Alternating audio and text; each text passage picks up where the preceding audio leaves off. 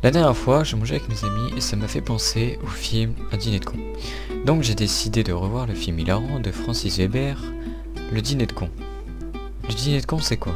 Jacques Villeray, Thierry Lhermitte, du rire et du vin, et des allumettes. La tour Eiffel, entièrement faite avec des allumettes, 346 422 exactement. Avec, pour commencer, le recrutement de François Pignon pour Un dîner de cons. Pierre, j'en tiens un. Comment est-il? Un champion du monde. Un petit générique, Pierre Brochand qui se fait mal en jouant au golf.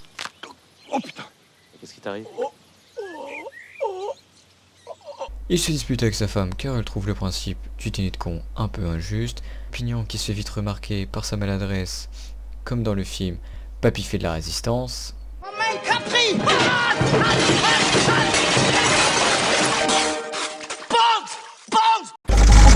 Un moment très compliqué pour Brochand qui essaye malgré tout d'expliquer le prénom juste à Pignon. Et c'est juste son prénom. Il enchaîne par la bonne idée de se faire passer pour un producteur belge. Accent belge? Non. Allô? Allô? Pour savoir si sa femme est avec Juste, bien évidemment il oublie de parler à sa femme, il réessaye, se fait griller. Et ma femme? Il a oublié ma femme. Bref, c'est un dîner de cons.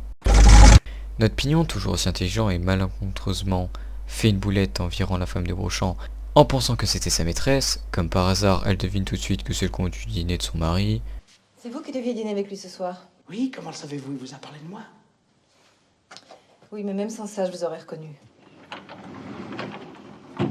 Et une arrivée fracassante de Marlène qui se fait virer. Bien sûr, du rire. Et du rire. Puis, encore du rire. Enfin bref, beaucoup trop de rire. Ensuite, Pierre Brochand qui, pour trouver sa femme, demande à Pignon d'appeler Cheval, pour qui le numéro d'un homme qui serait sûrement en présence de sa femme de Brochand. Bref, c'est pas compliqué. Sauf que Cheval est en réalité un inspecteur des impôts. Brochand prend peur, donc il cache tous ses tableaux Mon nez. Dans ma chambre. On va tout planquer dans ma chambre. et met du vinaigre dans son vin. Ce qui me rappelle quand Thierry Lhermitte doit boire dans la fameuse liqueur montagnarde dans les bronzés font du ski. Bah... à la vôtre, hein?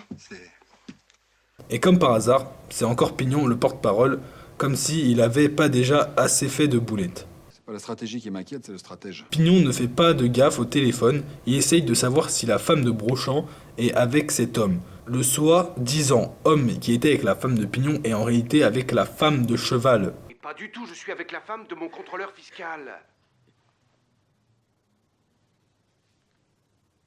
Cheval raccroche avec sa femme et boit un bon coup.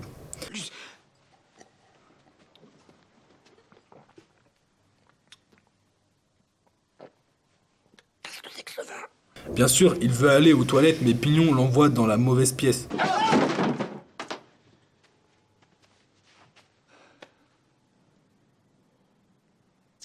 J'avais dit à gauche, Pignon.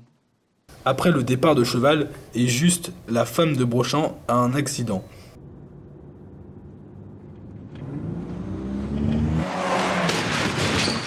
Marlène apprend à Pignon la raison de sa présence ce soir.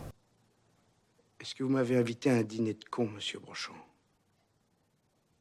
Et une scène de fin où Pignon convainc la femme de Brochand de rappeler son mari pour lui laisser une seconde chance car il est seul chez lui.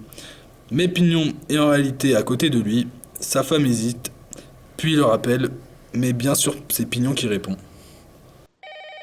Allô? Oui, bonsoir, madame Brochand, ne quittez pas, je vous le passe. Mais qu'est-ce que vous faites là, vous? Je croyais que vous appeliez d'une cabine téléphonique. Mais quel con. Oui, non, enfin, non, je suis plus dans une cabine téléphonique, je suis effectivement de nouveau chez votre mari, mais je vais vous expliquer. Allô? Allô? Allô? Non, je la rappelle, je la rappelle. Je vous dis que je la rappelle, tout va s'arranger.